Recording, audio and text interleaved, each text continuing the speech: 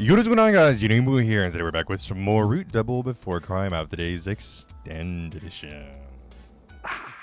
So, last time we left off, we learned about the existence of a terrorist organization called Q. Now, you guys did point out that we had heard about this terrorist organization and or plot back in the previous route, which I believe was A route. Or the B route, whatever one. I kind of forget. Anyways, point being, there's a terrorist plot. We had heard about it before. If I remember correctly, well, you guys may remember more than me. The most I remember about the terrorist plot being previously mentioned was when we were playing around with the idea that, oh, what if, when we were playing as What to Say and we were like finding all the dead bodies and we were saying, oh, well, what if there is somebody else going around doing, killing these people? What if this is a terrorist plot? That's the most I remember about it. I don't quite remember anything being mentioned about a more elaborate plot. You guys did say that you didn't think Q specifically was mentioned, like the name was mentioned yet. So this is, at the very least, the first time we're hearing about this Q organization. They apparently have a history of targeting BC users. They had previously burned down a hospital in Runaways City. There's also something else you guys pointed out was regarding the tips menu. So real quick, we're going to load back into where we left off. それじゃあどうやって捜索しようか Ooh, that is very loud. Let me turn that all the way down. These games are always so loud. So we're going to go ahead and go here, and we're going to go ahead and check out the tips menu. Classification, we're wanting to look at the fiction stuff. Unlocked all. Yeah, let's just look at the unlocked. And then includes fiction, fiction. So, yeah. So what we're wanting to look at is the fiction stuff. So we know arms, we know ADS, empathy, Chiron. What's Chiron? A hemostatic agent in a tube developed by Beetlejuice. New treatments. Okay. The viscous gel is useful for first aid, wounds, yada yada yada. Okay. Cool. Bargain with the chief god. Okay, so that gives some background, I guess, on the name. Interesting. Greek mythology. Grand communicator. Government design. Okay, so this is one of the things you guys pointed out. A top secret city dedicated to the advancement of BC research, the protection of communicators, and the promotion of correct BC knowledge. In accordance with the enactment of BC law, 6 such cities were designated by the BC Research Special Committee. The flow of people in and out of each such city is strictly regulated to prevent persecution and industrial spies. Each street that passes onto a top secret city has an inspection gate. They're not at the level of closed city secrecy in the way Pripyat was not found on maps until after the... Oh, okay. That clears up some stuff. They're not on the same level of closed city of secrecy in the way of Pripyat, which was not found on maps until after the Chernobyl nuclear disaster. From an outside perspective, these cities do appear to have similar aspects. Regardless, these government-designated top secret cities were a success, and at present, over 90% of communicators live in them. However, not all residents outside of Runaways City see its tax reductions and other benefits as positives. Some cynically see the benefits as a sign that the city is a biased ward for the preferential treatment of communicators. Ah, okay. They had mentioned tax reductions and benefits a few times before. Okay. That kind of clears it up a little bit. It gives me more insight onto why people don't like communicators. So it seems like it's more than just... like, you guys are, freaks who can read minds kind of thing. It's also, you guys are freaks who can read minds who are also having all this preferential treatment from the government, which is not fair to us. Why do you guys get tax breaks and, we don't, right? So, okay, I can see that. Oh, wow, I'm, like, rubbing my feet together. I think I dropped my fucking pancakes earlier and got syrup all over the place. I think I stepped in it, but whatever. Too much information, maybe, but, whatever. Telepathy, City Gates, Vital Checker, Advanced BC Nation. I think we kind of get the idea of what this is. Opposition to communicators in BC is strong in the West, so even if they were to establish similar locations, they'd be unable to conduct public BC research. Opposition is particularly strong in France, with demonstrations calling for the extermination of BC continuing to this day. Wow, okay. That's kind of interesting. Honestly, I would kind of think it'd be the opposite. I think Western nations, well, I could see Europe being opposed to it, but I think like America would be the exact opposite, but who knows? Okay, so France really does not like BC and communicators. That's interesting. Obviously, I'm drawing a connection between France and Salu because she supposedly comes from France. That might not mean anything, and I do still stick with my theory that I don't think she actually comes from France. I think she is some kind of weird lab experiment. Misuse prohibitants ordinance, we know about that. So nearly nobody has actually... Okay, yeah, so... that said, the vast majority of non-Esper residents choose to live there with full knowledge of what this kind of city it is, so nearly nobody has actually been detained as a result of the ordinance. Interesting. So, it's up to an honor system for empathy users. Gotcha, okay. B.O. Episode 1 commentary. Inspired by a program on psychic powers they saw on TV, Kirara and her classmates try their hardest to bend spoons with their minds at school. At that moment, Kirara's pure wish becomes psychic power, and everyone's spoons start to bend one by one. Everyone's faces, except for Kirara's, that is.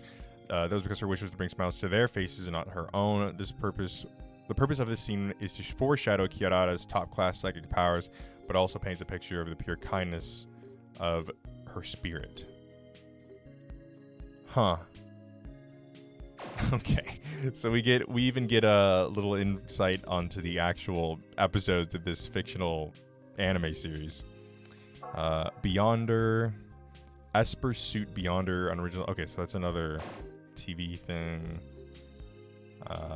Rokame Science City, we'll check that one out. Labo, nuclear research facility. It's nationally owned.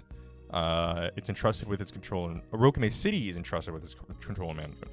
Due to the fact that this facility is equipped with a small nuclear reactor for research purposes, and because of the need to protect the secrecy of important research related to national affairs, security is strict.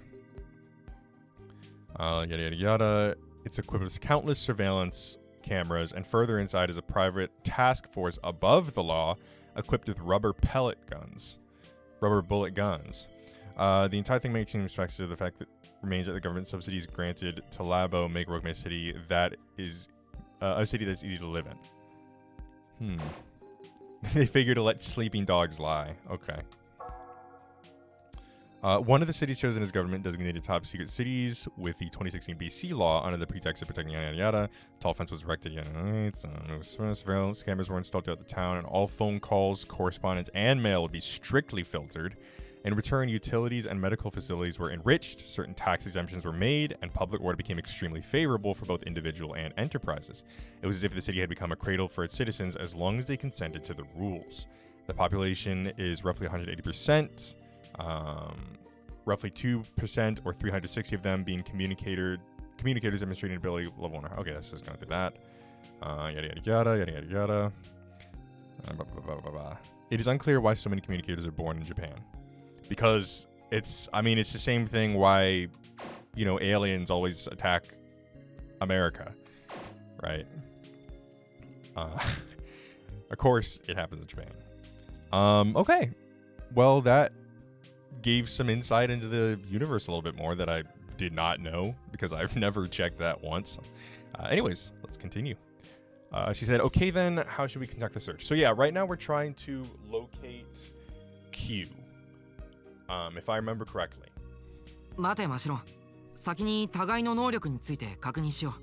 Oh, also we discovered Mashiro is actually an empathy user. So, yeah, there's that as well. お前の能力って本当はどの程度のものなんだ？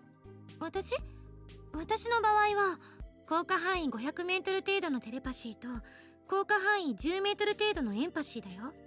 能力レベルは認定されてないけど5相当かな。え？ Natsuhiko was surprised by that answer. Ability level 5 meant you were among the highest of the elites among all currently recognized communicators.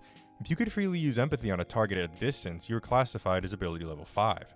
There were said to be no more than 50 communicators of that level in all of Japan. ちょっとお前、それって本気ですごいんじゃないのか？私も驚いた。真白は天才なのね。いや、それほどでも。 Mashiro had mixed feelings, but she was mostly embarrassed. ねえ、二人とも。確かに私はエンパシー使えるけど、怖がらないでね。え？これは信じてほしいんだけど、勝手に他人の心を覗き込んだりは絶対しないようにしてるの。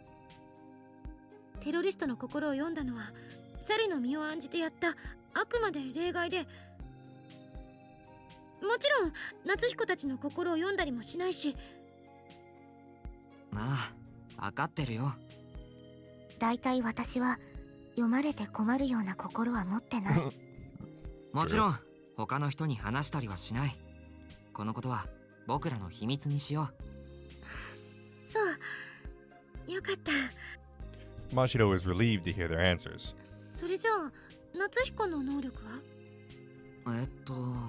自分でもまだよく分かってないんだけど、効果範囲2キロ程度のテレパシーかな。2キロ？マジで？ああ、どうやらね。それって能力レベルに換算すると、効果範囲2キロってのは私も聞いたことないよ。っていうことはまさかレベル 6？ Rokunana! Mashiro looked at Natsuhiko with admiration. Now that he thought about it, Anna had mentioned that there could still be many unknown areas in the field of BC, which meant that there could very well be ability level 6 communicators and beyond. ちょっと夏彦、私にテレパシー送ってみて。分かった。待ってくれ。And with that, Natsuhiko put a finger to his temple and focused. Mashiro, can you hear me? If you can, then please answer. He tried to focus hard on that message from the bottom of his heart. However... どうだ、真白。聞こえたか？ごめん。 Damn, bro. We got some selective ass fucking BC. あれ？ Apparently nothing happened. He didn't feel that odd sensation of his five senses dampening either. まだまるでコントロールできてないみたいだな。そうなんだ。今は特に真白に伝えたいメッセージはなかったからでは？そうか。本当に必要な時しか能力が発動しないのかも。One of those things where it's like it only works if you have strong feelings behind it. He wasn't entirely sure if that was amazing or an amazing letdown. At any rate, since he couldn't use empathy at all, it'd be hard to classify him as level 6 regardless. 普段真面目に練習してなかったのがちょっと悔やまれるな。テレパシーのやり取りができたら別行動も可能なのにね。いや、真白はテロリストに顔を見られている。一緒に行動すべき。ああ、そっか。そうだよ、真白。せっかく集まったのにまたバラバラになっちゃ意味がない。3人で一緒に探そう。ところで、探す当ては他にあるの？すぐには思いつかないけど、とりあえず近頃街で起こっている事件について当たってみようか。 I would just go to like busy areas because if she has empathy, then we just walk around, look for anybody suspicious, and then she reads their minds. You know, that kind of thing. よし、それで行こう。 And with that, the three of them headed into town. Afterwards, they used their PDAs to check the news. Several institutions other than the BC Training Center had received the objectionable literature. They didn't learn anything more than what the trainer had told them, but after they'd made their fifth inquiry, the three of them stopped for a moment's discussion. よし、分かったことを整理しよまず一つ目が、怪文書が送られてきたのはすべて BC 関連施設だってことだね。 Natsuhiko nodded. Several facilities, each relating somehow to BC, had received objectionable literature, and all the objectionable literature was apparently signed Q. The receiving parties each had different reactions to the literature, but all of it was rounded up by the police or the city security department. もう一つ。近頃街では火事が多いこと。それもまた BC 関連施設ばかりが被害に遭っているということ。う。それも気になるな。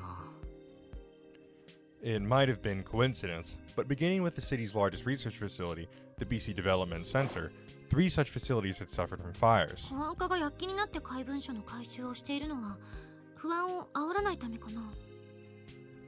だけど相変わらずわからない。怪文書をばらまくことに何の意味が。 I mean, like, obviously I can say this with a bit of foreknowledge, but I would think the reason that they were doing this is to basically be hyping everybody up for this big event that's going to happen. Basically saying, like, hey, we're here and we're about to do something crazy. You know, it's kind of you trickle these little incidents all around the place and then finish it off with a big finale. それなんだよな。 The objectionable literature and the bomb threat at school didn't seem to be no more than the criminals taking delight in getting a rise out of people. But then Mashiro spoke up as if she remembered something. 待って2人とも。 Oh shit. こうして騒ぎを起こすこと自体が Yeah, 本 like 当の what I 目 just 的のた said. めの布石だとしたら、布石？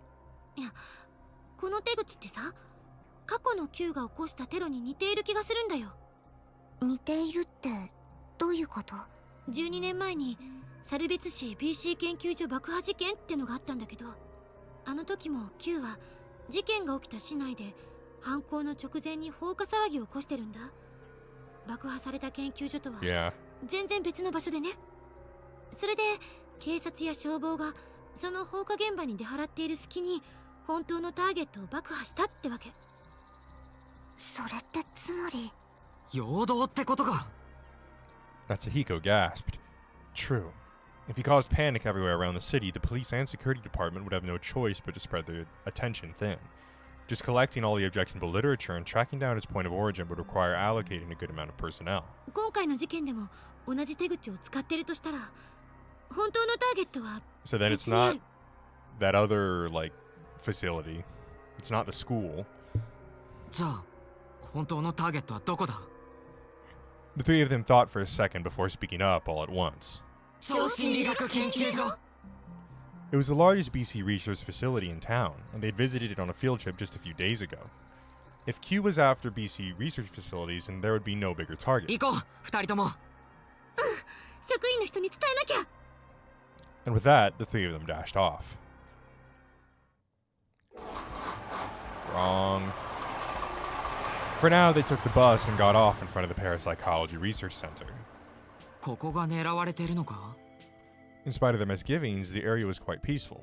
Mashiro stepped up to the building and tried to go inside, but あれ、鍵がかかってる。普段は一般開放はされてないの？そうみたい。日を改める。いや、せっかく来たんだ。誰か職員の人を探そう。これだけ大きい施設なんだから誰かいるだろう。せめて話を聞きたいね。あるいはこの施設にも怪文書が届いていたとしたらむしろ安心だし。 they walked around the building's circumference as they spoke. Perimeter security was sparse. There's not a single guard to be seen. Furthermore, the building's back entrance. ここ鍵かかってない。 That's interesting. The facility is just left completely unguarded with the back door unlocked. え？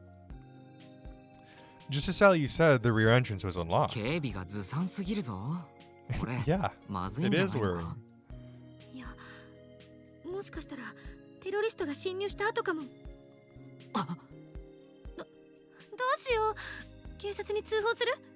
いや、それはさすがに早計だろう。通報したところで笑われるの Gotta がオ up チ the だ。 nine. Mashiro considered Natsuhiko's statement for a second before continuing. じゃあちょっと中に入って確認しようか。大丈夫かな？私としては進めはしないけど、何かあったら私が二人を守る。 I mean, hey, why not? They literally left the place, this top, research facility, unguarded, empty, and with the door unlocked. I mean,うん、いじらしい子だね。 Sally said that word again. 守るか？ありがたいけど、あまり危ないことをしちゃダメだよ。 There's no way he could expect such a small girl to protect him. If anything happens, I should be the one to protect Sally and not the other way around. And with that thought, Natsuhiko trespassed into the building from the back entrance alongside the girls. As they passed through the corridor, they quickly came upon a wide room. It was the same office-like space they'd visited during the field trip. The room was quiet, or rather, 静かすぎる。ああ、まるで誰もいないみたいだ。この施設自体今日は休みなのかな。 something seemed odd about that suggestion. This was a facility that published many research results year-round. いくらなんでも誰かいるだろう。ちょっと探してみよ The three of them nervously walked around the facility. However, no matter how much they searched, they found neither hide nor hair of a single person. For the time being, they returned to the first room and spoke amongst う。 themselves. なんだ、本当に誰も来てないのか。なんか変だね。 Salyu nodded and muttered softly. おかしなことはそれだけじゃない。この施設、様々な研究をしているはずなのに、研究設備が少なすぎる。Huh. Okay, before we kind of obviously find out what's going to happen, because clearly something's going to happen. Excuse me, Jesus Christ. Maybe, well, it's kind of interesting. Either this place isn't quite what we thought, like we were kind of misled about what they actually do here, or this is quite literally just a diversion. Maybe they have this building set up specifically to be targeted for attacks, right? Like something like that. Like this is essentially a decoy building. They flaunt it as, oh yeah, this is the place. There's, constantly pumping out results, doing, really important research. So if a terrorist group is like, oh hey, what building should we target to destroy? We should go after this one. I could see that being the case. Decoy building. 確かに。 She did make a good point. There were several office-like rooms, but there were next to no actual experimental devices to be seen. そういえば、物置とか空き部屋が多かった気がするな。鍵がかかってる部屋はたくさんあったよね。あれが実験室とかなのかな。いや、ことによると、 Just as Sally said that, they suddenly heard a noise from outside the room. Uh-oh. Every hair on Natsuhiko's body stood on end. He looked to see a brawny man entering the room from the window. おら、何やってるんだお前ら。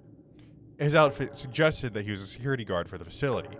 He seemed to have spotted the kids from the outside while he was patrolling around and shouted out to them.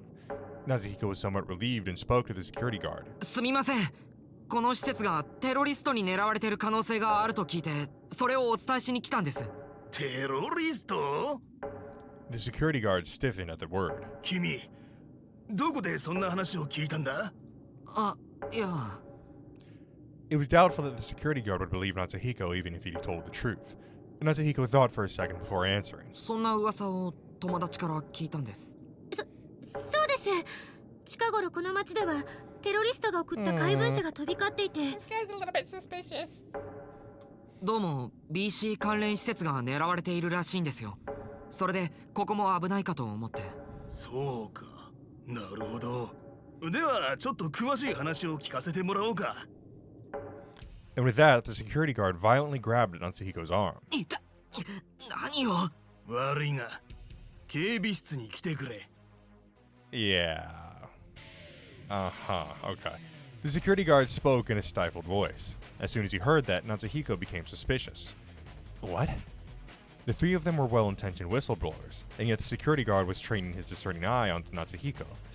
It's like he's looking at a culprit. Taken aback, Natsuhiko shook his hand at the security guard's grip. ちょっと何ですか。警備室に来いって。いや、ここのところ街中で不穏なことが起こっているのは聞いていたのでね。こちらも警戒を強めているんだよ。The security guard drew even closer to Natsuhiko. ちょっとやめて。夏彦痛がってるじゃないですか。そう、乱暴はやめるべき。乱暴？こっちは話を聞こうというだけだ。だいたい勝手に侵入しておいて、その言い草はなんだ。 We did kind of 大 break 人に in. 向かって。The security guard shouted. Natsuhiko stood between him and the girls, but then やめろと言っている。 Salyu spoke up. Perhaps for the first time, they heard anger mix in with her calm voice. 何 By the time the security guard spoke, Sayu had already sprung into action. She rushed over to him and grabbed his hand. And as if in an elegant dance, she wrapped herself behind him, and then the security guard's large body flew through the air. For a second, Mashiro and Natsuhiko couldn't comprehend what had just happened. The security guard had struck the floor and passed out, the whites showing in his rolled back eyes. 今サリュが投げ飛ばしたの？そう So, Natsuhiko was speechless. How could such a small girl hurl a grown man like that? Sayu not only excels in wisdom and physical ability, but she was also well versed in the martial arts apparently. すごいね。合気道か何か？そう夏彦に危害を加えようとしたからついカッとなって技が出た。カッとなってってもうちょっとやりようとかあったんじゃないのか？ Nah. 不愉快。夏彦を守ったのになぜ怒られるの？うん、そうだよ。サリュだって夏彦のためにやったのに。いや、その気持ちは嬉しいけどさ。 Natsuhiko looked down at the security guard sprawled out at his feet. 大丈夫なのかこの。手加減はした。頭も打っていないし。 He didn't hit や his がて目 head. 覚める。 He just hit the fucking back of his spine, I guess. I'm guessing she like suplexed him. If that was the case, then yeah, he either hit his head or he fucking hit his spine, so. でも怪我がないにしろ気絶させちゃったのは事実だからな。起きたら面倒なことになりそうだぞ。それじゃあ逃げちゃおうか。Yes, we should run. それがいい。後からこの男に何か言われても正当防衛が成り立つ。そうかな。 Spurred on by Natsuhiko's confusion, Sayu spewed a steady stream of words. 日本の法律は私も知っている。刑法36条1項正当防衛について脅迫不正の侵害に対して自己または他人の権利を防衛するためにやむを得ずした行為は犯罪に問われない。侵害者が姦検またはそれに準ずるものであった場合もこれを例外としない。夏彦はこの男の恐るべき暴力行為によって権利侵害の危機にあった。 I unavoidably ならば had to throw him 投げ once の or 一発 twice. や二発 Of 実 course. にやむを得ないこと。理路整然だね。なんか言いくるめられているような気もするけど。 But they didn't have any time to discuss law here. All things considered, they technically conveyed the possibility of terrorism here, so they probably fulfilled at least the minimum of their civic duty. Hopefully they use this little scuffle here as a reason to increase security and everything will turn out alright in the end. 仕方ない。とりあえずここから離れよう。騒ぎになる前に。了解。ラジャ And with that, they left the room. They broke off into a mad dash as they got outside. Once they got all the way back to the faraway residential area, they finally took a breather. なんとか逃げれたかな。大丈夫。走りながら後ろは確認していた。誰もついてきていない。 Sayu spoke without breaking a sweat. She didn't just train her muscle strength and martial arts technique, but her lung capacity too, apparently. ああ。 Yeah, like I 久しぶり said, に走った。 experiment. 喉がカラカラだ。だね。ちょっと待って。ジュース買ってくるから。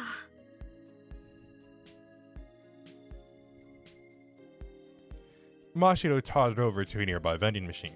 After a while, she came back carrying 3 bottles in her arms. はい、夏彦。サリュ。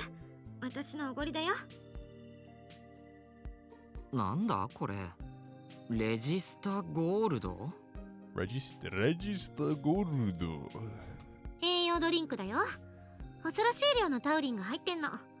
肉体疲労時の It 栄 has 養 an 補給にもってこいだ ungodly よ。 amount of taurine in it.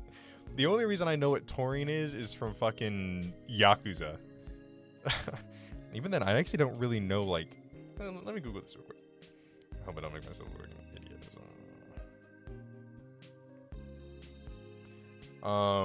It's a naturally occurring aminosulfolic acid concentrated in the heart, brain, eyes, and muscles, playing a key role in cellular function, hydration, and metabolism. It's found primarily in animal protein and popular energy drinks.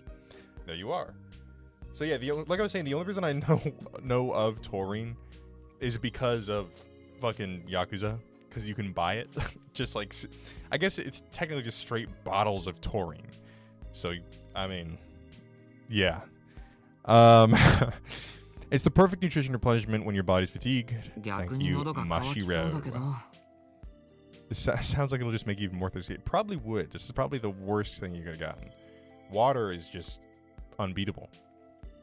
Natsuhiko, speaking of water, I got a thing of water next to me that I haven't been drinking.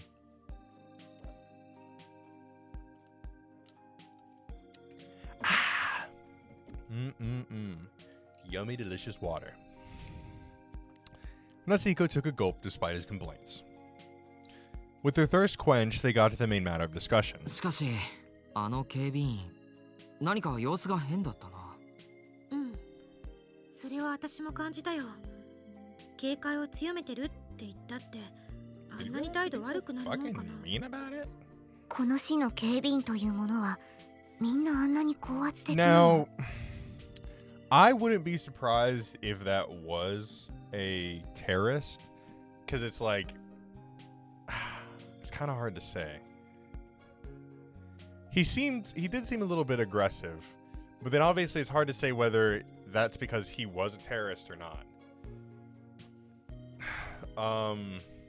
So yeah, I think he was either working for the city or he was one of the terrorists. いや、そんなわけはないと思うけど。Or again, because again, right? If my theory is right that that's some kind of decoy building, it would make sense why it's purposefully left so unguarded, and why he was like so interested in hearing about the supposed terrorists. 実はあの施設にも脅迫状が届いてたとか？あるいはそれ以外の何かが。Natsuhiko felt there were several suspicious points about what happened, but he didn't really understand any of them, so he couldn't come up with any guesses. And as they discussed everything that happened, the sky eventually began to darken. 暗くなってきた。だな。そろそろ帰ろうか、二人とも。もう？いや、それは妥当。ただでも危険なことをしているのに、夜になったらなお危ない。それにユーリが心配するといけないし、今日の調査はここで打ち切りにしよう。そうか。Despite Mashiro's words, she still seemed like she wanted to say something else. 大丈夫だよ。明日は日曜日だ。なんなら明日も付き合うから。そっか。そうだね。Mashiro finally smiled and nodded at Natsuhiko's words. ただいま。おかえり。Once Natsuhiko, Sayu, and Mashiro entered the living room, Yuri greeted them as usual. Yuri greeted them as usual. ただいまユリ。Mashiro sat on the sofa and took a deep breath. ちょっと待ってねみんな。少し休んだらご飯作るから。Yuri blinked blankly and whispered to Natsuhiko. マシロン、何かあったの？なんだかすごく疲れてる。Yeah, a thing or two might have happened. Hunting down terrorists, the usual stuff, Yuri. ああ、それが。Natsuhiko explained to Yuri what happened that day. The reason why Mashiro didn't come to the house in the morning, the existence of terrorists, how the police and security department couldn't be relied on. But for now, he glossed over how Mashiro could use empathy and what happened at the Parapsychology Research Center. After listening to the story, Yuri calmly spoke. そう、大変だったね。いや、僕はともかく、真白がね。She'd probably been worrying herself sick about the potential terrorist attack ever since last night. She'd been behaving energetically all day, but once she got back to the house, she crashed out. She crashed as if all her tension had snapped. If I'd only believed her from the start, she wouldn't be so tired right now, would she? With that thought in mind, Natsuhiko called out to her. よし、真白、日頃の恩返しだ。今日は僕がご飯を作るよ。Yeah, that's what I'm saying. Mashiro's head jolted up in surprise. Yuri's eyes widened too. 珍しいね。ヒコリンが？ Man, all I know had to cook you some eggs.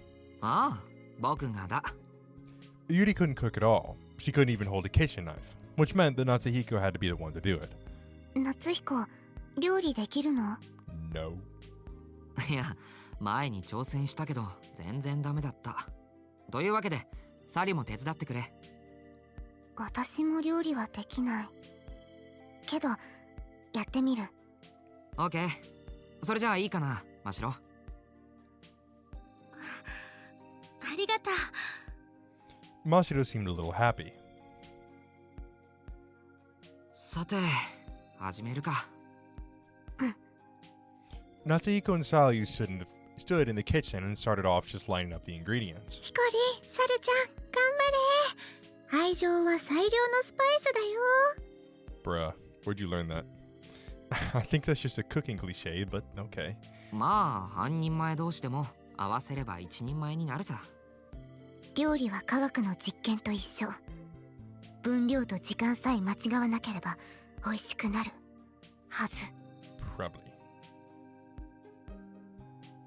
And with that wishful thinking, they began to chop the ingredients.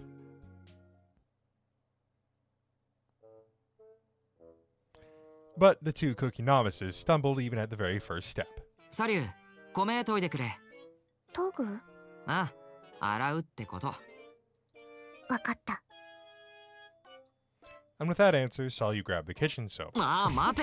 洗うってそういう意味じゃないよ。もっとこう、水でショキショキと。ショキショキ？ Despite their essential partnership, they were unable to communicate properly. This cannot possibly get any worse. Oh, yes, it could. As they moved on to make side dishes, even more problems sprang up. サリュー、味噌汁が辛くなりすぎた。水足してくれ。了解した。 Sayu answered like so, and then tossed a bowl full of water into the pot. ああ、ダメだってサリュー。そんな大雑把なやり方じゃ。そうなの？さっき分量が大事だって自分で言ってただろ。ちゃんと測らなきゃ。でも、薄める水の量なんてレシピには書いていない。だいたい料理用語は表現が曖昧すぎる。 A literal pinch. 一つまみとか何？いや、何って言われても。Even though they cooked while checking the recipe via PDA, the flavor mysteriously managed to betray expectations. Readjusting added another layer of difficulty. Basically, we suck at cooking. Long story short. After another hour of grappling with the よ ingredients, し、できた。they finished cooking. Somehow or another. They brought the miso soup and the meat and vegetable stir fry to the table in two separate dishes. おーい、真白に有利。飯できたよ。私なりに一生懸命頑張った。ひかり、サルちゃん、お疲れ様。ありがとう、二人とも。 Mashiro spoke happily as she sat in front of the dishes. それじゃみんな、手を合わせて。いただきます。 And with that, they reached out to the dishes in front of them. But soon enough, Sayu spoke sadly. やっぱりこのスープは美味ではない。私が分量を間違えたせい。え？そんなバカな。Huh? No way. Shocked, Natsuhiko rushed to spoon himself a mouthful of miso soup, but it tasted as good as any run-of-the-mill miso soup. 大丈夫だよ。美味しいよ、サリュー。そうだよ。心配しなくていいよ。でも真白に比べると全然ダメ。いや、それを言い出したら僕の肉野菜炒めもそうだぜ。普段いかに美味しいものを食べていたのかと思い知らされたよ。僕も全く未熟だ。いや、それを言ったら私の方が未熟。いやいや、 Alright, 僕の方が。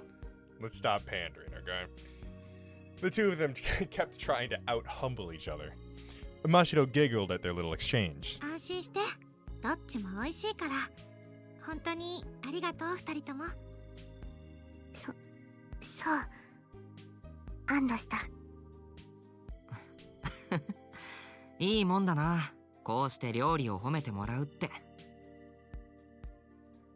そうそう。私がこの役目を嫌がらない理由も分かったでしょ。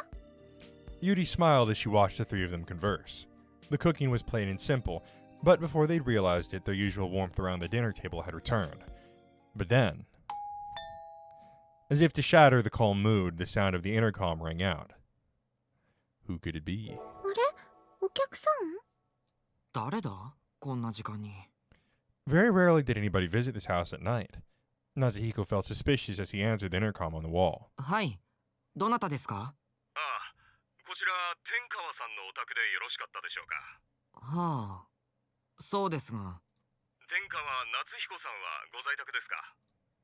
Natsuhiko felt a little uneasy, so for now he answered dishonestly. 私はこの家のハウスキーパーですが、夏彦さんは戻られておりません。そうですか。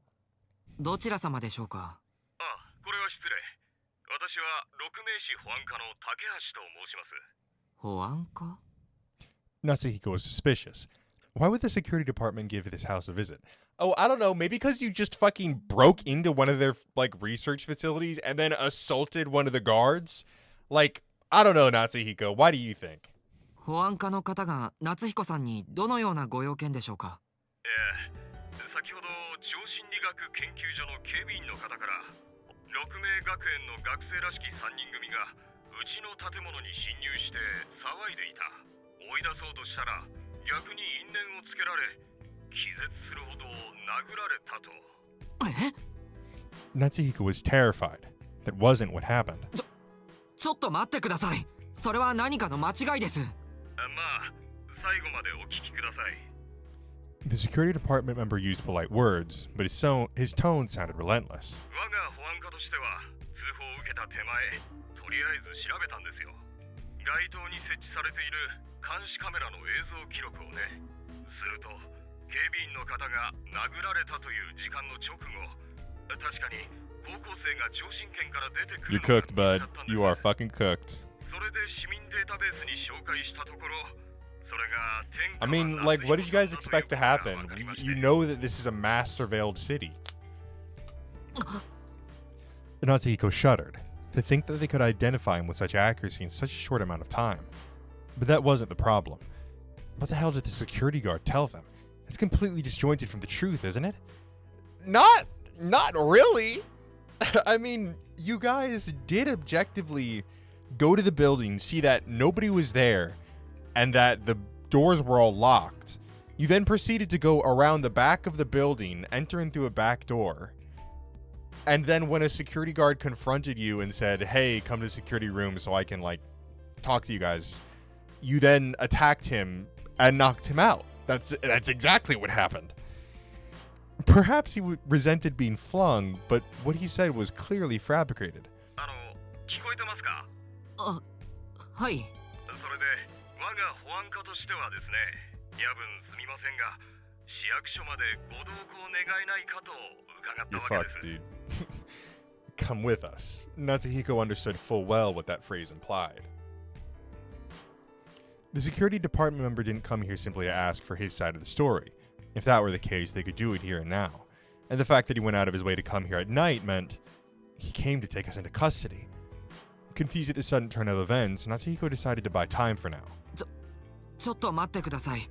夏彦さんに連絡してみます。あの人はいつも帰りが遅いので、今日はお引き取りください。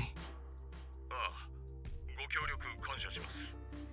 Natsuhiko hung up the intercom and turned back to the girls, upon which they all looked back at him in worry.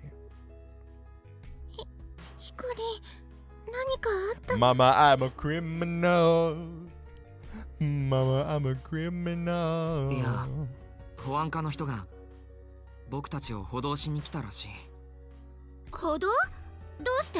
Because we broke into a fucking government-sanctioned research facility and assaulted one of the security guards? I don't know. Why are we surprised about this?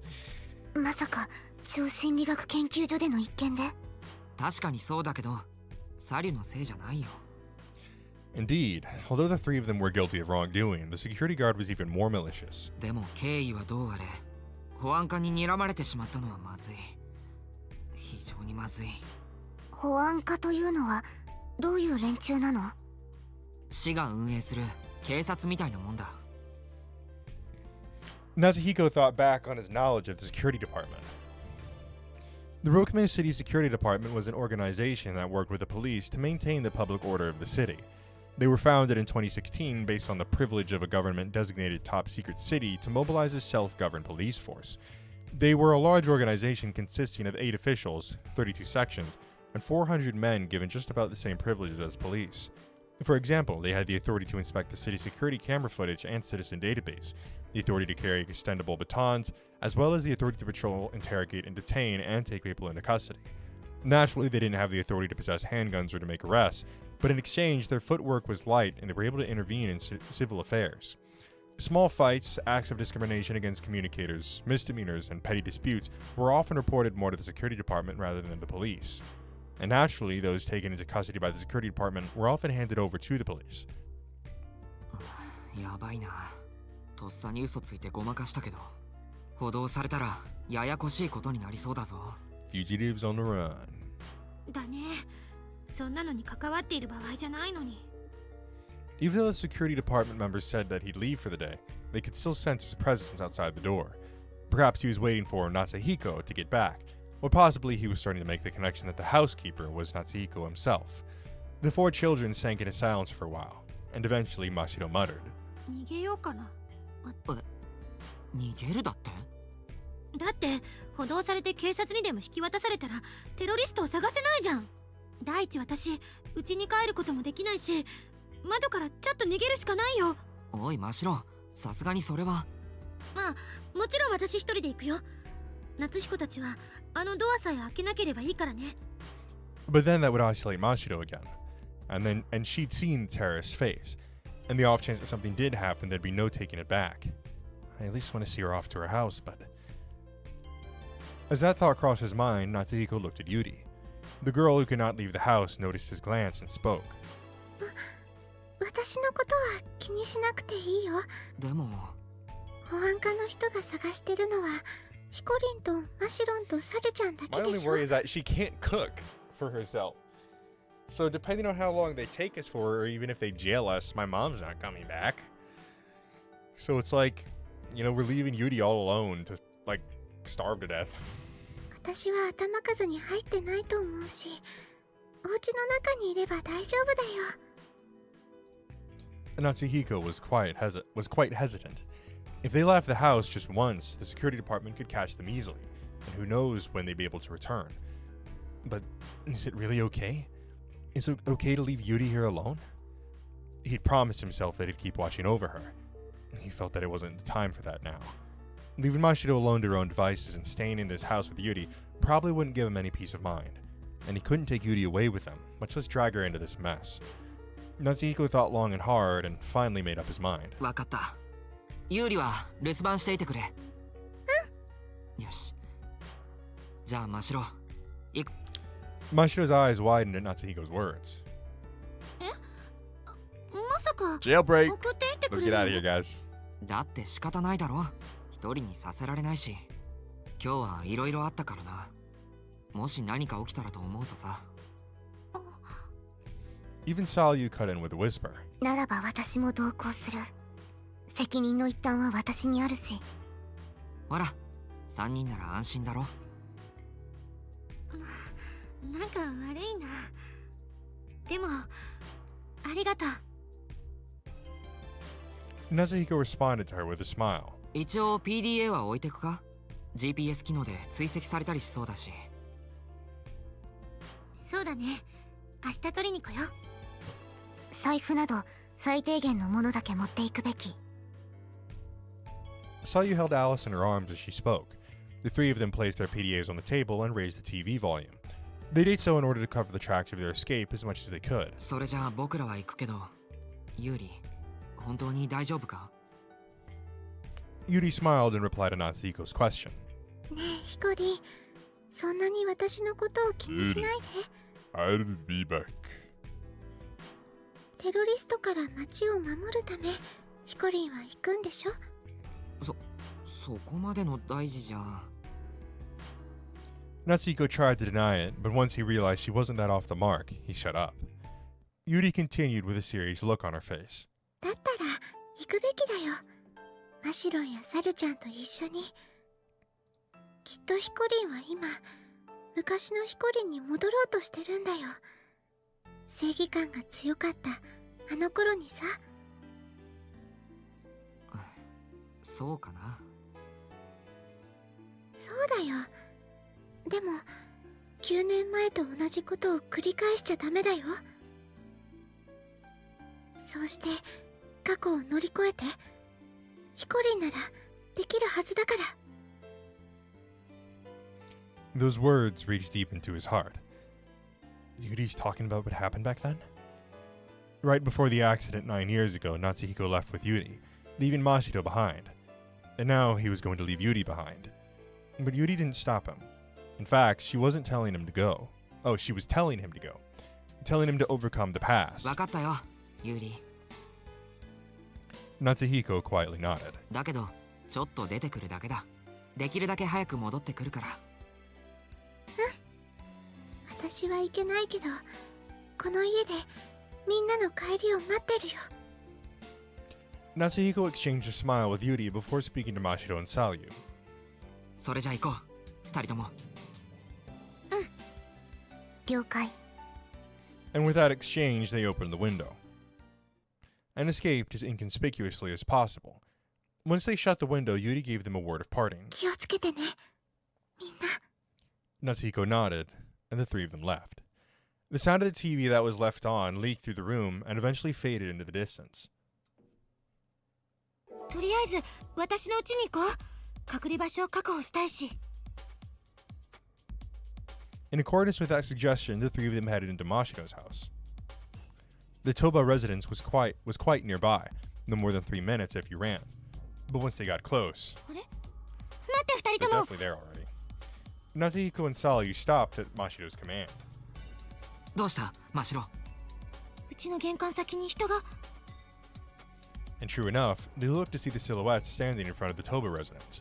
Mashiro's mother was talking to 2 men. おばさん、誰と話してるんだ？ They hid themselves and strained their ears on the conversation between Mashiro's mother and the 2 men. お宅の娘さんが超心理学研究所に忍び込み、警備員に怪我を負わせましてね。The 3 kids gasped at the conversation. The security department. The security department had apparently already gotten there. Mashiro's mother spoke in surprise. そんな、うちの子が。そんなわけがありません。しかしですね、監視カメラの映像も残っていますし、間違いないんですよ。こちらで娘さんの帰りを待たせていただいてもよろしいですか？そんな困ります。だいたいこの時間に。あなた方こそお帰りください。まずいな。おばさん押されてるぞ。事実だから仕方がない部分もある。ごめん、マシロ。私のせい。大丈夫だよサリュー。今お母さんにテレパシーで事情を説明するから。 And with that, Mashiro placed a finger to her temple. Using telepathy on a blood relative was probably easy enough for her, and she was probably successful in contacting her, but right after that, Mashiro's mother shouted. マシロなの？ The security department members snapped back and looked around. どこだ？ The security department members' voices echoed. There was no time to hesitate. 逃げよう。面倒なことになる。 Damn, bro, Mashiro's mother just straight up sold us the fuck out. だな。 Mashiro nodded and dashed off. But as she ran, she yelled. お母さん信じてよ。私は悪いことなんかしてないからね。 Mashiro's voice resounded in the dark residential area. The kids avoided the security department and ran with reckless abandon. But no matter where they ran, the shadows of people who seemed like security department members appeared. いたぞ、こっちだ。 Each time they heard that, they turned back and rushed through a back street. くそ、なんでどこに行っても追ってこられるんだ。 Mass surveillance. That's what I'm saying. 夏彦、あれだよ。え？ Natsuhiko snapped toward where she was pointing to find a security camera. Damn it. The security department had the authority to use the security cameras. The camera footage was likely being sent to the municipal office server where they could inspect it in real time. They could check in on PDAs or something to follow the kids' tracks. どうしよう。捕まっちゃうよ。 We're cooked. 落ち着け。カメラのなさそうな場所に逃げるんだ。 I guess the old hospital is where we're gonna go, eh? The kids ran desperately, avoiding human presence, avoiding cameras. And in all the confusion, they ended up in Rokume Park. ここなら安心かな。いや、 Sally pointed to the woods as she said that. And hidden in the grove of trees was indeed another security camera. こんなところにまで。くそ、逃げ場はないのか。 The devices ordinarily used to maintain public order were now being used to track the kids down. Alice squeaked as if to speak for their anxiety. ここにも保安課が来るはずだ。逃げよう。 Right as they were about to run, Salyu took control of the situation. 待って、二人とも。保安課の連中はカメラの映像を見て私たちを追っているんでしょ。 Yup. では逆転の発想。カメラが私たちの姿を捉えていない場所には探しに来ないはず。それはそうだけど。カメラに細工する。二人ともついてきて。 And with that, Salyu entered the security camera's blind spot and rushed over to it. And then she poked Alice around her neck, which caused some sort of cable to wind out of her. なんだそれ。アリスはただの表情認識装置じゃない。無数の機能が詰まったモバイル PC でもある。 Multifunctional PC. I wish my PC looked like that. Salyu opened a panel on Alice's back, revealing an LCD display. この子が PC？ そう。この液晶はディスプレイ兼タッチパネル。通信、録音、録画、入力、出力など普遍的な機能はおおむね保有しているし、音声で命令もできる。さらに天川博士があらかじめ様々なソフトをインストールしてくれたため、それらを応用すればカメラの映像を改変することくらいは可能。 And with that, Salyu began to tamper with the security camera. She skillfully removed the cover on the security camera, took out the terminal port, and connected it to Alice's cable. アリス、以下命令。映像を10秒間入力端子からキャプチャ後、出力端子からループ再生。以上命令。 Natsuhiko and Mashiro looked blankly as Alice answered reliably. サリュ We're さん hacking the cams. 何をやって We're らっしゃる entering の？ the mainframe. 監視カメラの出力端子をアリスに直結して撮影映像を取り込んだ。今、アリスの中には私たちが映ってない撮影映像が保存されている。これを入力端子に直結してループ再生し続ければ。そうか。僕らはこのカメラに映らなくなるってわけか。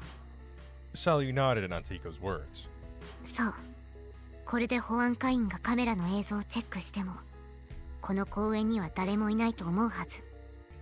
もっとも先ほど一度映ってしまったから万全ではないけど。でも他の場所よりはずっと安全だね。すごいぞサリュー。お前こんなこともできたのか。 Super Salyu. そんなに褒められるほど Salyu, の the ことで totally はない。 not government lab experiment sent to protect us by our mother. She's definitely our ほとぼり long が lost 冷めるまで cousin from France. この公園で待機しよう。そうだな。ちょっと疲れたし。一休みしようか。 And with that, the kids sat down in the grass. When they looked to the sky, the rain had stopped before they realized it. A nearly full moon shone brightly in the sky. Gazing upward at the moon, Mashiro whispered. それにしてもまさかこんなことになるなんてね。私も予想外だった。保安課とやらはまるで警察のよう。行動も早い。 They basically seem like a police force. They are a police force. Like, let's be real here. The only thing that makes them not a bona fide police force is that they can't arrest people, supposedly, even though they're here to do that. They can't arrest us, but then they can detain us, interrogate us, and then hand us off to the police to be arrested and then re-interrogated. ああ。 Around this time, he would have been taking a bath or talking with Yuri about books. This wasn't exactly a change Natsuhiko had been hoping for. But for some reason, this time Natsuhiko didn't feel all that bothered or bitter at all. Why is that? What's gotten into me? He couldn't understand why. Mashiro just chuckled beside him. おい、どうしたマシロ？月に何らかの笑いの要素が。いやいや、なんか懐かしくなっちゃってね。懐かしい。ねえ夏彦、覚えてない？昔もこんなことあったでしょ。人に追われて夜の街を逃げてさ。あ、それってシリウス脱出計画のことか？ That reminded Natsuhiko. That did indeed happen. 何の話？いや、昔こんなことがあってね。Natsuhiko recounted his memory of the past to Salyu. 10年くらい前かな。この公園で僕ら子供たちだけで犬を飼っていたことがあったんだよ。犬？シリウスっていう名前の可愛い犬。アリスより可愛い？ん？ Yes, 多 indeed. 分同じくらいかな。 Okay, this is an important thing. Natsuhiko smiled wryly before で continuing. もシリウスは僕らにとっては飼い犬でも世間から見ればただの野良犬だったからさ。ある日保健所の野犬駆除に巻き込まれそうになったんだ。それでどうしたの？それじゃシリウスがかわいそうだって僕と真白で話してシリウスを助ける作戦を実行したんだよ。作戦？ As she asked that question, Natsuhiko's heart relived the memory of that night.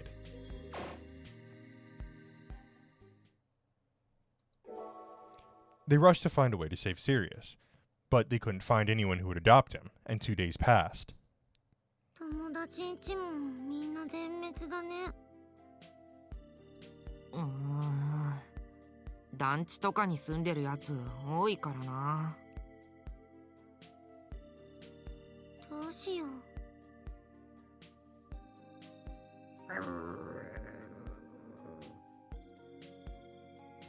Natsuhiko and Mashiro hung their heads. There's nowhere in this town for Sirius to stay. The evil healthcare center would likely get their sinister hands on Sirius eventually, but the time was ticking away and they had yet to find a suitable owner for him. このままじゃシリウスが本当に殺されちゃう。Natsuhiko held back his panicking heart as he thought long and hard about what to do. Eventually, a certain idea flashed into Natsuhiko's head. いや待て、まだ手はある。僕らがシリウスをこの町から逃がせばいいんだ。でも町の周りにはフェンスがあるよ。Rokame City was surrounded by a perimeter fence in order to increase public safety. No man or dog could slip past the barricade. But だってこのままじゃシリウスが死んじゃうんだぞ。だったら町の外まで逃がすしかないじゃんか。でも町から勝手に出たら捕まっちゃうよ。お父さんが言ってたもん、牢屋に入れられるって。牢屋？ Natsuhiko flinched at the sound of that word, but still. 何言ってんだよマシロ。捕まるくらいなんだ。僕らがやらなきゃ誰がシリウスを助けるんだ。大切なものは誰かが守ってくれるのを待つんじゃない。自分の手で守るものなんだぞ。 That wasn't a quote from anything, but words straight from Natsuhiko's heart. That said, it was words cut and pasted from lines of various anime and such that Natsuhiko had watched, but it got through to Mashiro regardless. そうだね。そうだよね。 Mashiro took Natsuhiko by the hand as she spoke. 逃がそう夏彦。シリウスは私たちの手で。ようやく分かってくれたかマシロ。でもどうやって逃がすの？ちゃんと考えてあるさ。都市ゲートだよ。あそこだけはフェンスもないしさ。Runaways City's outer circumference was surrounded by a fence, but naturally there were entrances and exits. The city had 6 such city gates. いいと思うけど、見張りの人がいるんじゃない？でも夜中なら見張りもいないだろ。だから夜中にこっそり家を抜け出してシリウスを逃がすんだよ。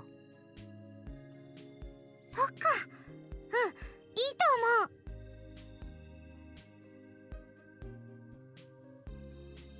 う。よーし、そうしよう。 Mashiro and Natsuhiko gripped each other's hands tight. 真白、僕らはライバルだけど一時休戦だ。二人で力を合わせて絶対シリウスを助けよう。Yay! Their brave voices echoed in the afternoon park.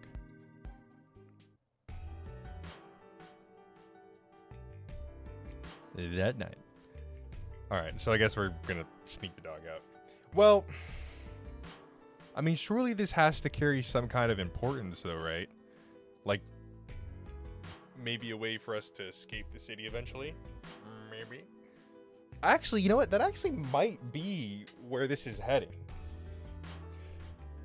Like, oh, we need to escape the city, and I don't know. That's just me. I'm tired. Near the White Tiger Gate, one of the city gates, 3 fidgety shadows approached. They were Natsuhiko, Mashiro, and Sirius. They had hidden Sirius at home for the rest of the afternoon before slipping out this far from home. We've come prepared. There was a note tied to Sirius's neck. The note was written on a piece of wood and strung around his neck. It said, "I'm a smart dog. My name is Sirius. Please adopt me." And below that, it had the Tenkawa household's phone number. これで町の外の誰かが拾ってくれればバッチリだよね。うん。Natsuhiko was unsure what the possibility was that he'd find a good owner, but he was willing to bet on it. Natsuhiko leaned down and made eye contact with Sirius. いいかシリウス、ゲートは閉まってる。だけどお前ならくぐっていけるはずだ。あとはどこまでも頑張って逃げろ。そうすればきっと優しい飼い主さんに会える。わかったか？ Sirius let out a small whine, perhaps because Natsuhiko was whispering. He really was a smart dog. Suddenly, Natsuhiko felt reluctant to set him free. But I need to set him free if I want him to live. As Natsuhiko pondered that thought, Mashiro shrieked. 待って、夏彦。ゲートの前に誰かいる。何？ Natsuhiko looked, and sure enough, there was what appeared to be a box station by the gate. A large man was inside, giving a sharp look around his surroundings. 夜中でも見張りはいるんだね。Natsuhiko racked his brain, and after some frantic thinking, he came up with a do-or-die last-ditch effort. シリウス、僕があのおじさんを引きつけるから、お前はその間に逃げろ。夏彦、それはダメだよ。本当に捕まっちゃうよ。知るか。シリウスの命と比べたら牢屋くらいどうってことない。 Goat. Mashiro twitched at Natsuhiko's declaration, but she soon responded with a meek look on her face. そうだよね。だったら私もそのおとり役やるよ。いいのか？女には危なすぎる任務だぞ。夏彦ばっかりカッコつけさせるわけにはいかないもん。Natsuhiko smirked at those words. He expected nothing less from his biggest rival, though he had the feeling if they were friends, she'd be quite a reliable ally. よし、それじゃ行くぞ。走れシリウス！ And with that yell, Natsuhiko struck Sirius on the back. But the dog didn't move. He just looked at Natsuhiko's face and let out a sad whine. That voice wrenched Natsuhiko's heart. お前、まさか離れたくないのか？そうか。僕もそうなんだ。 It's gotta be done. It's gotta be done, けど、 bud. 生きるためには走らなきゃダメなんだよ。 Sirius probably didn't understand Natsuhiko's words, but he seemed to understand his intention. Eventually, Sirius looked towards the gate. いいぞ、シリウス。 Natsuhiko struck Sirius on the back once more, so that his feelings wouldn't sway again. And with that yelp, the three shadows broke into a run.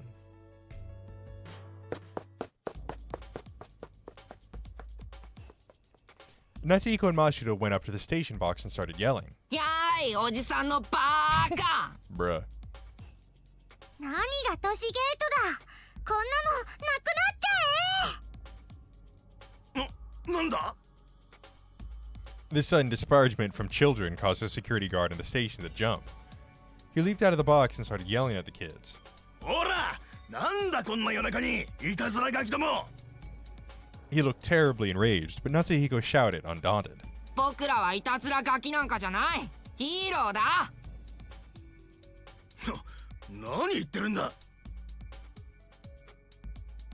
At that moment, the security guard's attention was focused completely on the kids. 今だよシリウス。 Mashiro yelled, and at the same time, a small shadow leaped out from behind them. The shadow slipped past the security guard and headed for the gate. あこら待て犬 By the time the security guard reacted, it was too late. Sirius had already slipped through the gate and dashed into the tunnel leading outside the city. His small shadow melted into the darkness of the night. You're so fast, Sirius. At that speed, he'd probably get away even if the security guard chased him. And with that thought in mind, Natsuhiko watched Sirius off, though he was already out of sight. じゃあな Natsuhiko bid farewell to his friend, if only of only a short while. よし真城撤退だ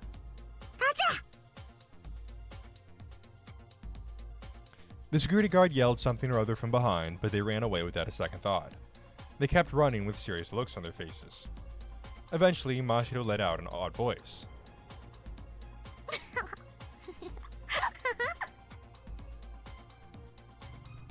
何笑ってるんだよ真剣に逃げろってなんか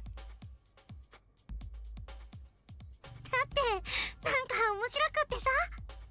え For a second, he had no idea what she was talking about. But now that she mentioned it, the joy of a successful mission, the excitement, and every other emotion mixed together.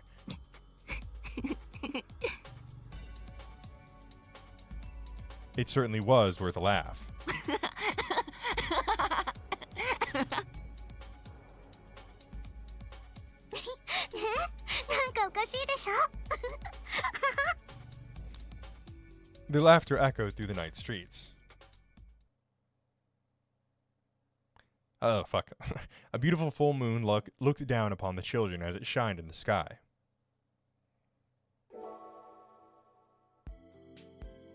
As he recalled that event, Natsuhiko realized what Mashiro had said last night was what he'd once said himself. Protect what you hold dear with your own hands, huh? When Mashiro said that yesterday, she was referencing what happened back then, huh? As Natsuhiko made that realization, Mashiro spoke. そう、 Excuse me. ちょうどこんな満月の夜だったな。夜中にこっそり家を抜け出してね。夏彦と私でシリウスを町の外まで脱出させたってわけ。その後シリウスはどうなったの？ちゃんと逃げおおせたの？しばらくすると隣の市に住んでる人から電話が来たよシリウスちゃんは今私の家で飼われていますって、ね W serious. 優しそうなおばさんだったよ After hearing the story, Sayu spoke up honestly. えらい。夏彦たちは命を救ったのね。でしょう。 Mashiro smiled triumphantly. Natsuhiko looked back fondly on that moment as well. でもその後大人たちに怒られそうになってさ僕らとしては怒られたくないから逃げ出してね夜の街走り回ったんだよね。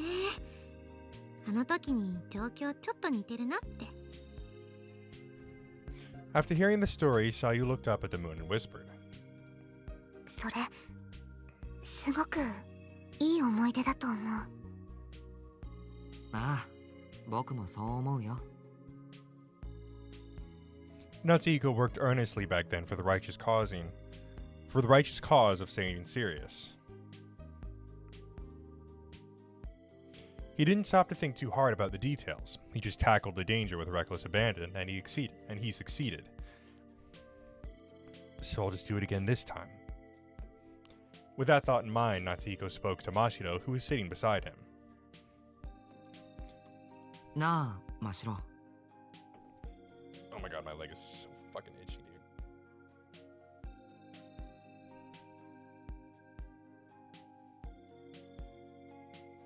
Okay. 今日は散々だな保安課に睨まれて帰るのも難しくなっちゃったなうんでもさだったらいっそこれが解決するまで家には帰らないくらいの覚悟でやってみようか Mashiro's eyes widened at those words.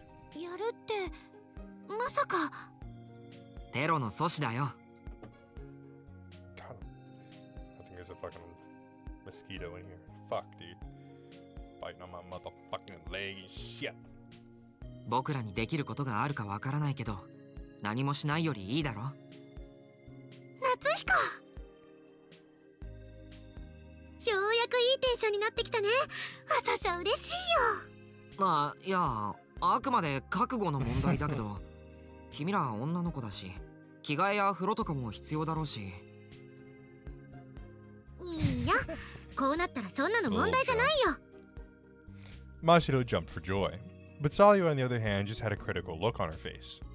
夏彦危険に自ら踏み込むことは推奨しないと言ったのにごめんなサリュ Sayu glared at Natsuhiko for a while before eventually muttering in resignation. やむを得ない私も本気で二人に協力するサリュもやったー3人が本気になれば怖いものなしだね Natsuhiko looked at Mashiro and shrugged. Nothing to be scared of? Honestly. Even if the three of them did run into terrorists, the terrorists seemed more likely to overpower them than anything. But that's exactly why the three of them had to pull themselves together if they wanted to accomplish anything. さてそうと決まればこの後どうしようかそうだね今日はもう遅いしまずはどこか夜を明かせるところを確保すべき Sayu spoke, she disconnected Alice from the surveillance camera. She put away the cable and display into Alice's back, returning her to her more stuffed animal shape as she continued. また雨が降るかもしれないそうなると厄介 Go to the hospital then. The hospital is completely abandoned and empty. だなじゃあとりあえず町の方に行こう悪い奴らに見つからないようにしなくちゃ Natsuhiko led the two girls. And they later ended up in the heart of the city. They somehow made it while taking meticulous care not to be caught by the security department or the surveillance cameras. どこで一夜を明かそう行くなら漫画喫茶とかか今時漫画喫茶なんてどこにあんのさ規制が厳しくなってるしでも現金もあまりないしな夏彦あれはどう Natsuhiko traced Mashiro's glance. カラオケボックスか She was looking at a karaoke box that primarily served Rokame Academy students. The reception desk was so lenient that they allowed students to go there at night, no questions asked. There was a surveillance camera at the entrance, but there were so many dead spots that it seemed easy enough to enter it without getting caught on film. And of course, there were no surveillance cameras inside, which made it a calming place for the students to let loose from the stress of living in such an uptight town. 24時間営業みたいだしちょうどいいんじゃないなら早く行こう入るところを見られたら意味がないし As Natsuhiko started walking up to the door, Sayu tugged on his sleeve. ちょっと待ってカラオケボックスって何サえリュカラオケボックス知らないの聞いたことがないどういう施設なんというか歌を歌うための歌 Sayu stared blankly. Natsuhiko heard there were karaoke boxes in France, but Sayu appeared to have no knowledge of them at all. まちょうどいいこれも社会勉強だ Natsuhiko and Mashiro took Sayu into the store. They easily got through the reception desk. They were handed microphones and a remote as they made their way to the room. Natsuhiko hadn't personally been to this store, but he'd heard rumors that their policy was lax. The room was an old-fashioned style that had been in use for over 20 years, but it was safe, and that was all that mattered. After one final check to make sure there were no surveillance cameras, the children stretched wide. やれやれ。逃亡者の気分だな。I mean, we are fugitives, technically. 疲れてない？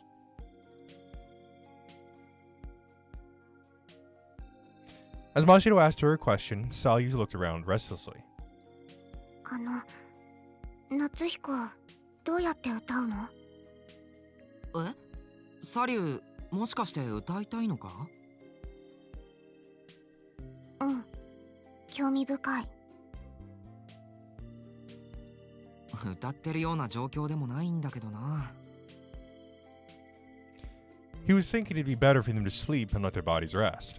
いいじゃない夏彦。サリュもきっと今日はいろいろあって不安やストレスが溜まってるんだよ。お前はサリュに甘いな。But Mashiro had a point. Natsuhiko reconsidered and spoke again. じゃあサリュ、まずは歌いたい歌をそのリモコンで入力するんだ。Ooh. I don't know if this is going to have a significant... リモコン？ Well, it's just going to be a dialogue thing, I guess. そう。それをこう操作して曲のリストを出してね。こう？ Under Mashiro's guidance, Sayu used the remote to bring up a list of songs. Mashiro's helpful even at times like these, huh? Even though they must have been worried, she still took care of Sayu. Natsuhiko spoke with Mashiro in the time before the song began. なんかマシロってサリュのお姉さんみたいだな。そうだね。私も妹ができたみたいで嬉しいや。私兄弟いないからさ、そういうのって憧れてたんだ。In any case, it was a pleasant sight for Natsuhiko to see those two getting along.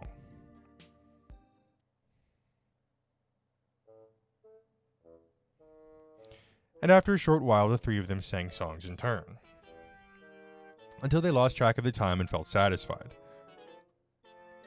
Along the way, Sally became quite possessive of the microphone. サリュ、次は私いい？ Even when Mashiro asked nicely, Sally flat out rejected her. ダメ。あと5曲歌う。そんな。いいじゃないかマシロ。お姉さんなんだから譲ってあげなさい。そうだけどさ。じゃあデュエットで。They had small quibbles like that as they sang, but they smiled together.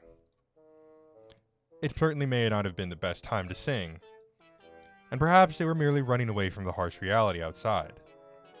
But it was unmistakable truth that the three of them enjoyed this time they had together.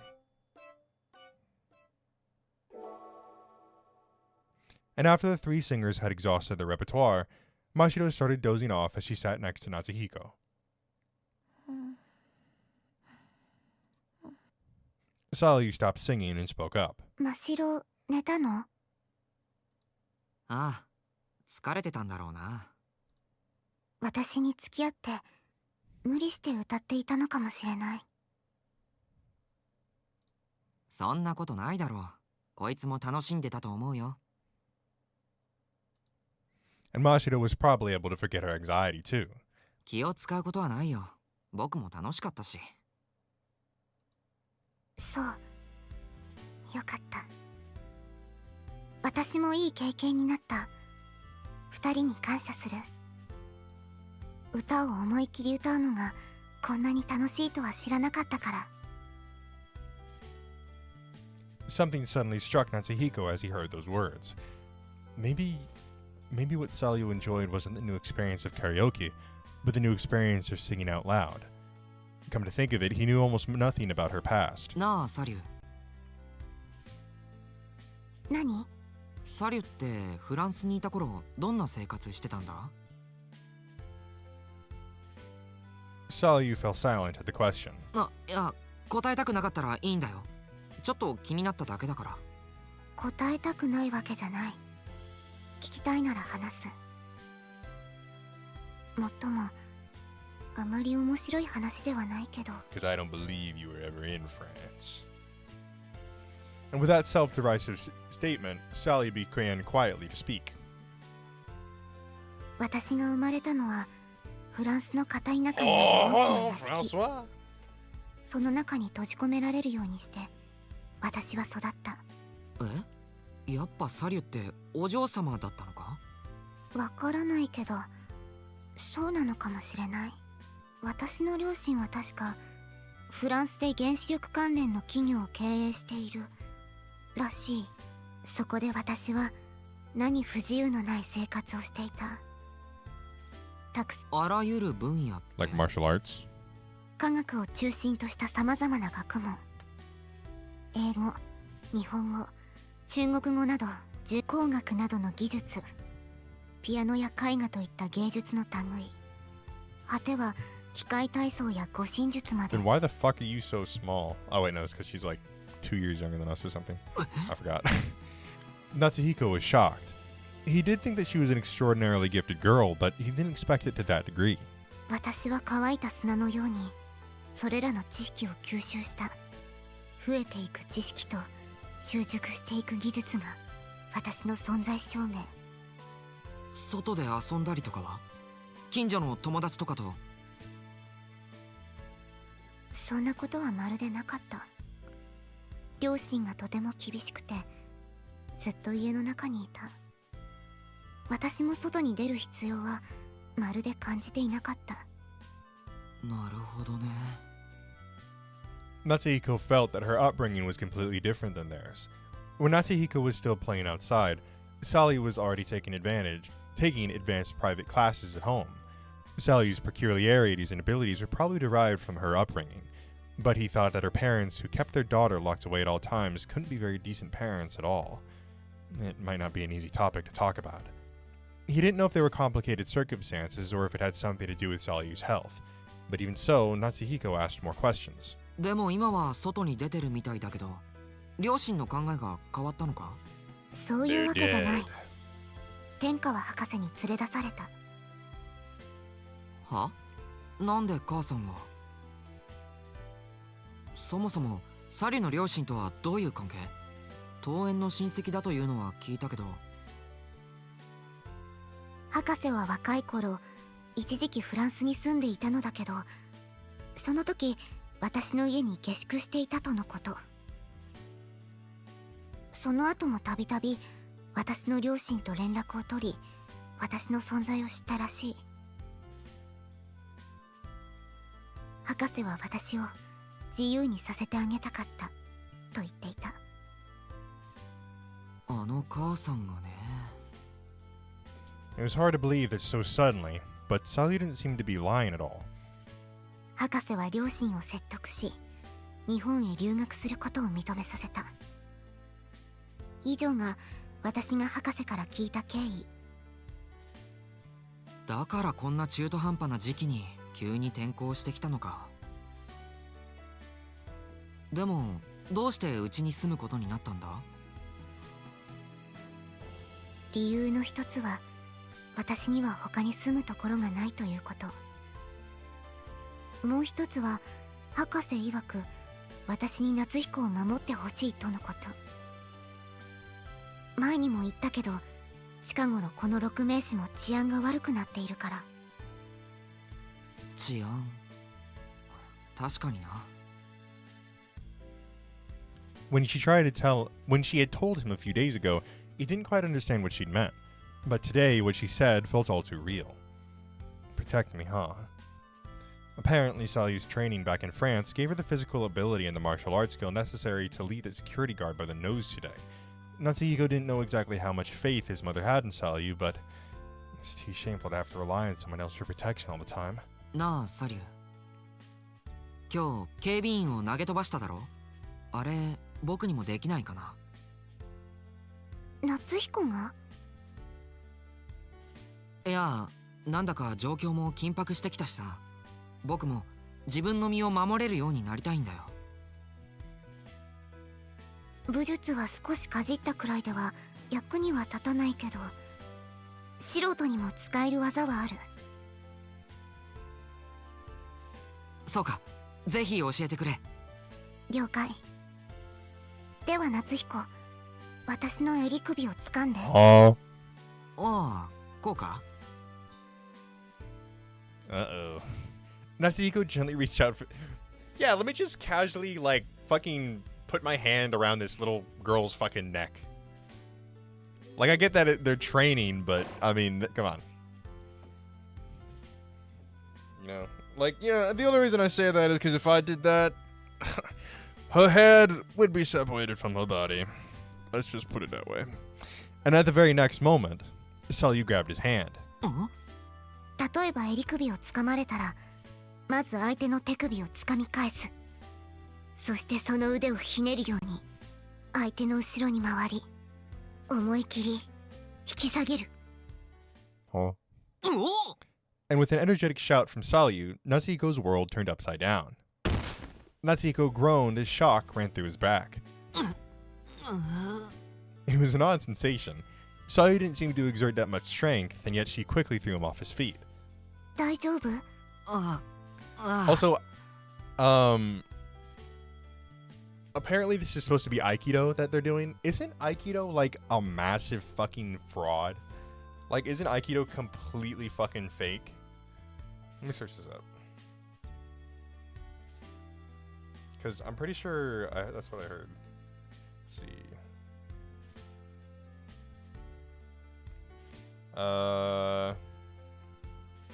Aikido is real, legitimate Japanese martial art, but its effectiveness in actual street fights or modern combat sports is heavily debated. Yada yada yada. Blah, blah, blah, blah. Let's see. How many times has this question been asked? At least 2 to 3 times a week. Isn't easy to read back. Okay, well, thanks, Reddit. Blah, blah, blah, blah, blah. Aikido as defense was way oversold in the 90s thanks to Steven Seagal movies. There's some definite skills learned like the wrist locks. Okay, we just saw that. But useful for self-defense? No. I look at it more like a yoga. Stretching, breathing, being present and really is a hell of a lot of fun.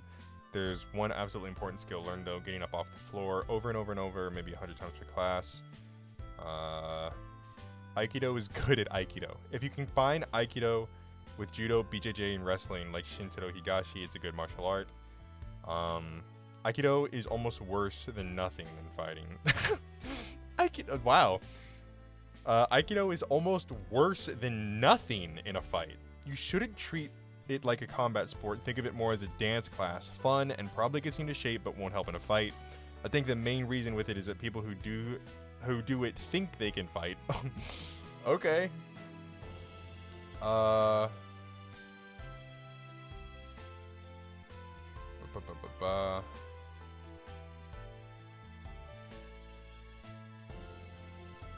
So it seems like it can be helpful. So they're saying, okay, it's useful in de-escalation, wrangling belligerent or drunk or unskilled peoples, disarmament in weapon fighting, building an additional repertoire of riskier low percentage techniques than you already have when you already have a good grappling background. So basically, it's useless. That's kind of what I got from it. So I was right. Aikido is it's flashy, but it's not practical at all. So, you know, that's what I don't get. A lot of times, like, it's always, oh yeah, you know, I practice this long lost, you know, Japanese art form, you know, martial arts form, or, you know, oh yeah, I do Aikido. I see that a lot in like stories and animes and mangas where they're like, oh yeah, I'm super good at fighting because I dedicated my life to Aikido. It's like, it's as if they're trying to treat it like karate, where it's like, that's just not the case, you know? Aikido is not a very legitimate martial art. Karate is more so. So I don't get why they don't do it like, oh yeah, I practice karate, or I practiced, you know, MMA or something like that, or, you know, I did grappling. I don't. It's always some fucking like super useless martial art that they somehow mastered, and you know it's their primary form of fighting. And it's like it makes no sense. But anyways, rant over. Sayu explained as Natsuhiko slowly got up. これが四方投げ。人間の反射を利用した合気道の技。相手は関節を逆に取られているから、痛みから逃げようとしたら自然と投げられてしまう。なるほど。相手に襟首をつかまれた時に限定すれば素人でも使える。だけど忘れないで、護身術において大事なのはまず何より逃げることだから。逃げる？そう、日本のことわざにもあるでしょ。生標本は怪我のもと。生標本は怪我のもとかなんだよ生標本って。日本語は難しい。サリュでもそういう間違いすることあるんだな。なんか安心したよ。うるさい夏彦。とにかくあくまで守るのは私。夏彦が戦うのは最後の手段だと思って。わかった。何かあったらまずはサリュを頼ることにするよ。Natsuhiko nodded positively to Sayu's suggestion. It was a pity to have to rely on someone else for protection all the time, but what Sayu said was justified. 技のご教授ありがとう。なんかお礼ができればいいんだけど。なら逆に教えてほしいことがある。さっきは私の過去を語った。今度は夏彦のことを聞きたい。え？僕の She 何を？ seems pretty excited. 何でもいい。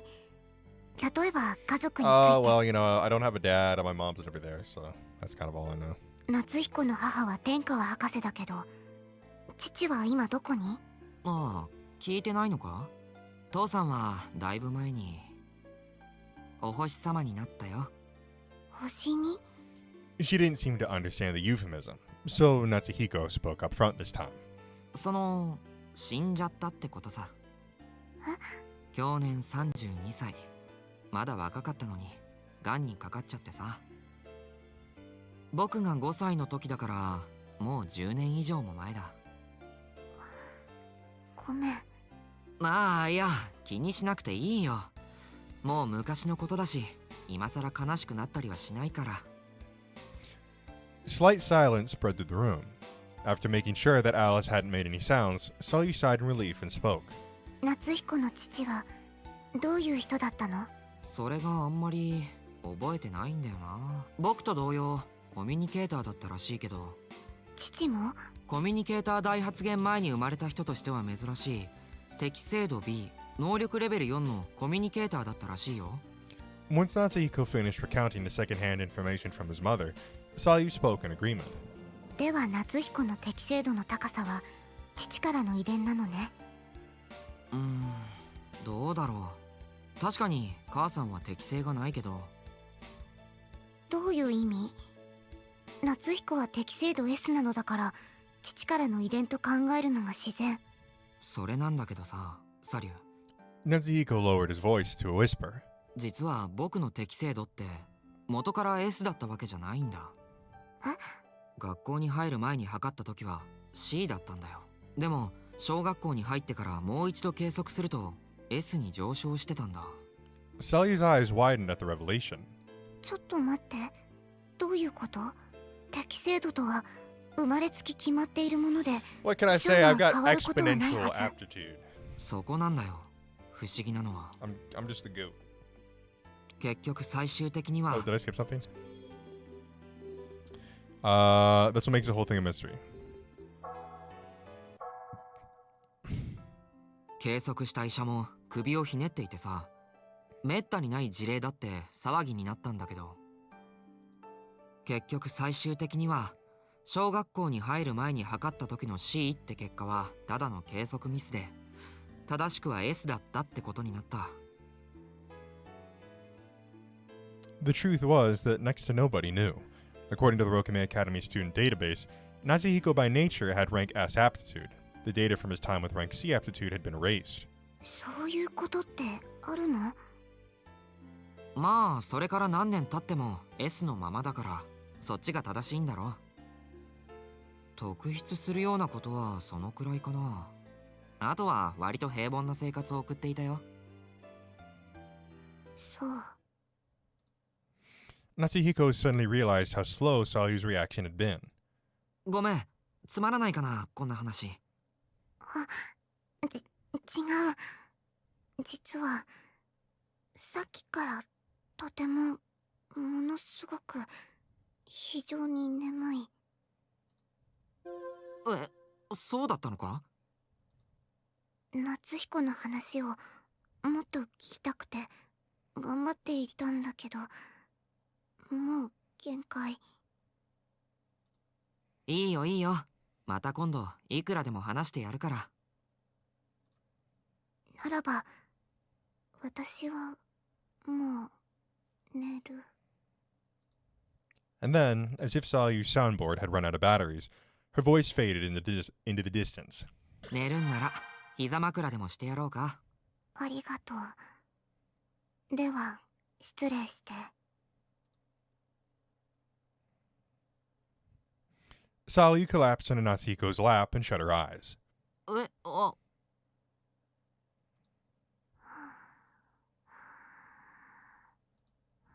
Salyu dozed off before he could pull a just kidding. 軽い冗談のつもりだったんだけどな。As he spoke, Natsuhiko remembered Salyu's condition. Since she was unable to understand other people's feelings, then perhaps she couldn't catch jokes either. It'd probably be a jerk move on my part to tease her even as a joke. In short, he decided to probably be best to always speak the earnest truth when talking to Salyu. Natsuhiko secretly hid those thoughts as he gazed upon her sleeping face. He considered heading off to sleep himself, but then Natsuhiko suddenly got worried about Yuri. I hope she's okay. Hopefully the security department people they escaped from didn't force their way into the Tenkawa residence and interrogate Yuri. Natsuhiko got more and more worried.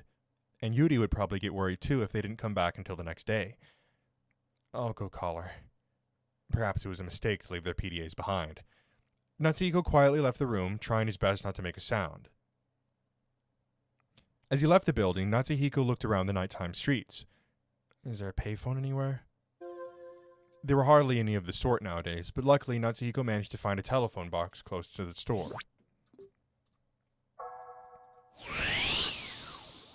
He rushed inside, wary of the security department and surveillance cameras. He picked up the receiver and dialed his home phone number. The dial tone rang. However, Yuri did not answer. No. Don't tell me the security department took her away. Such an experience would certainly trigger a panic attack, and she'd cry so hard she'd lose sight of herself. The longer the dial tone rang, the faster Natsuhiko's anxiety spread. Please pick up, Yuri. Just as Natsuhiko had made that silent prayer, the phone finally connected. Moshi mosh. ああ、ユーリか？そっち大丈夫か？あの後、保安課の連中が来たりしてないか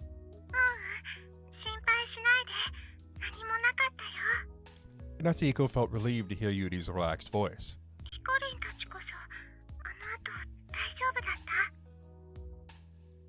なあ、こっちは問題ない。真城もサリも捕まったりはしてないよ。Natsuhiko was about to say the karaoke box in the shopping district, but he stopped himself. He was afraid that the phone could be wiretapped. The security department probably wasn't being that thorough, but it was better to be safe than sorry. 街のどこかだよ。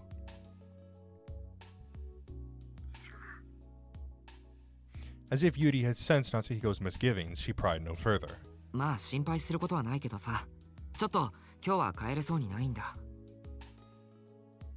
真城とサリと一緒に公園かどこかに野宿しようと思う。That was a lie. A small diversion in the off chance that the phone actually was tapped. いや、真城はあれでなかなか肝の据わったやつだし、サリもああ見えてワイルドな子なんだよ。ほんとほんと、昼間も警備員を投げ飛ばしたりしてたしさ。I'm okay, I guess, but don't get too reckless, okay? Natsuhiko smiled wryly at Yuri's words.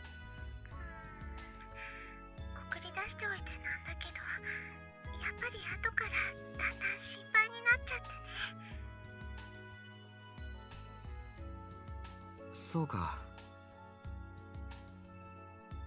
Though he felt somewhat regretful, Natsuhiko continued. それにしてもユーリが僕を送り出したのは少し意外だったよ。ユーリは僕以上に事件とか危険とかそういうのが嫌いだと思ってたからさ。なんで今回に限ってあんなこと言ったんだい？どういう心境の変化？ In response to that casual question, ヒコリンが bruh, here we ババを望ん go. でいたからだよ。 Do it for the one time. Yuri responded softly and ominously. え？ 実は前からずっと思ってたことがあってね。ヒコリンはさ、本当に今までみたいな穏やかな生活が好きなの？私に合わせてただけなんじゃない？ Natsuhiko gulped to hear what she was insinuating. そんなことはないつもりだけど。でもどうして急にそんなことを言うんだ？僕が望んでいたってなんでそう思う？なんとなくだよ。 Yuri's answer was ambiguous yet confident. And that's what I wished for? Even if that was true, how would she know? As he pondered the puzzle, a certain doubt rose up in his mind. No way, is Yuri... But before he could finish that thought, Yuri muttered. 違っていたらごめんだけど。 I'm guessing he was gonna say, is Yuri a communicator? ヒコリンはさ、考えたことない？昔の自分に戻りたいって。昔の自分に。私を気遣うあまり、ずっとできなかったことがあるんじゃない？自分から危険に踏み込んだりとかさ。そんなバカな。わざわざそんなことしないよ。それが普通の答えだよね。だけど、私はね、思うんだ。本当のヒコリンは、たとえその道がどれだけ危険だと The しても、 just path. 正しいと思った道を進む人だって。おい、ユーリ！ The phone's connection suddenly cut off there. Before he knew it, the hustle and bustle of the town disappeared too, leaving Natsuhiko wrapped in silence.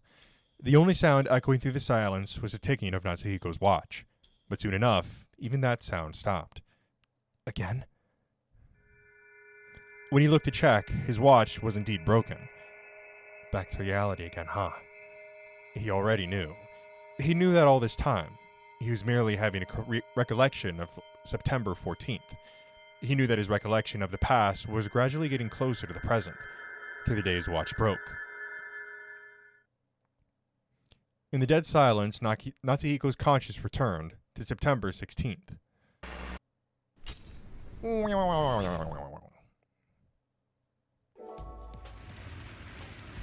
we're going to go ahead and stop it right there. A little bit of an awkward place to stop. Oh, what?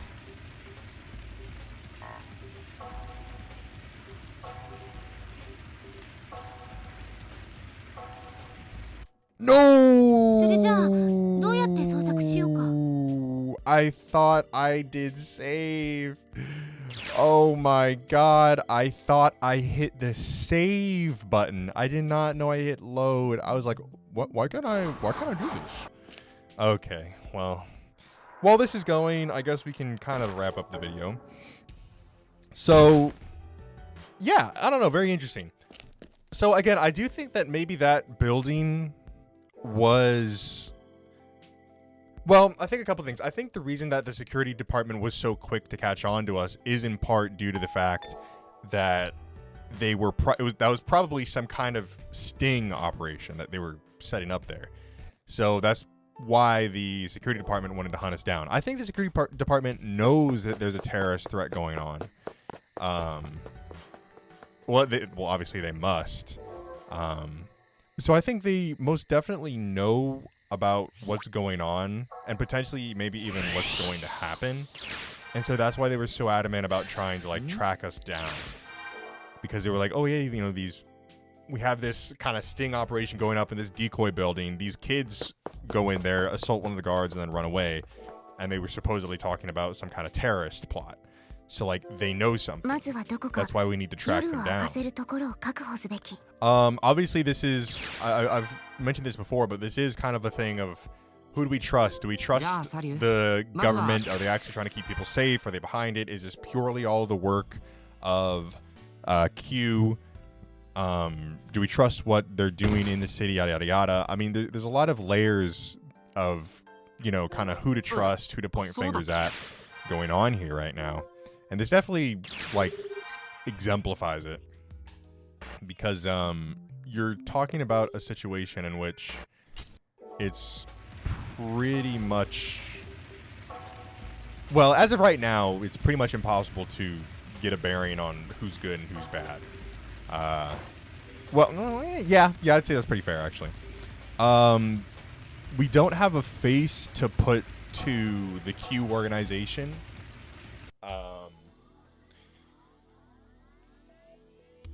So yeah, I mean, yeah, I think you guys kind of put it best in saying that as we go through this, as we go through these other routes, I'm only going to get more and more questions. Specifically this route. As we go through this route, Jesus Christ, holy fuck, I had a stroke. As we go through this route, I'm only going to have more questions about what's going on. So, yeah, now we're obviously finding ourselves on the run. I think we're eventually going to make our ways back to Enna to let her know what's going on. Because, of course, this is a situation where it's like, hey, we need to, like, get to a trusted adult who can help us out and maybe do something on their end. So I think that's going to be Enna. And then I think we pretty much have confidently pieced together how things go and how we all end up at Labo. So we're just going to kind of now see the specifics of that and how that exactly plays out. But, yeah, I think a couple of my theories have changed. I think maybe Yuri isn't a ghost like I was very confident she is. Now, she might still be, but maybe it's not so much that she's a ghost. Maybe she is herself a communicator, and she's just really fucking good at it. Like, she's this like, you know, we're being distracted by, oh, you know, Mashiro is ability level 5, and she's an empath user and a telepathy user. Natsuhiko, he has the ability to use telepathy up to 2 kilometers away. You know, obviously finding out how amazing Salyu is, which I still think Salyu is some kind of experiment that they did. I still think that she's some kind of, like, project that they were working on. Maybe she really did come from France. Maybe it was a French branch that was going on. But then obviously you do also have to keep in mind, right? Like, I still think that maybe there is some kind of conclusion to draw from the connection of Salyu being born in France and the French particularly having a hate for communicators and BC users. I don't know. Kind of an interesting, like, correlation there, or coincidental alignment there. So yeah, maybe Yuri's not actually a ghost. Maybe she is also a communicator, and maybe she's the most powerful communicator yet. I mean, that's certainly possible, seeing what she's doing with Natsuhiko's consciousness. So there's that. There's the change in kind of my theory about Salyu, the slight adjustments to it. And then, yeah, I think I can't say too much as to the overarching plot of, like, what's going on, why Labo, yada, yada, yada. I think for the most part, what I've said before kind of stands on that. I think really the main difference is just my thoughts on the culprit behind it, or the culprits. But that is all information to go over in the next episode. Thank you guys so much for watching. If you did enjoy, make sure to leave a like on the video and tell me in the comment section below what you'd like to see me play next. If you enjoyed any other videos or series on my channel, then I highly recommend that you hit the subscribe button and turn on post notifications so you'll be notified when a new one of those videos comes out. Anyways, that's it from me, and I'll see you in the next one. Peace.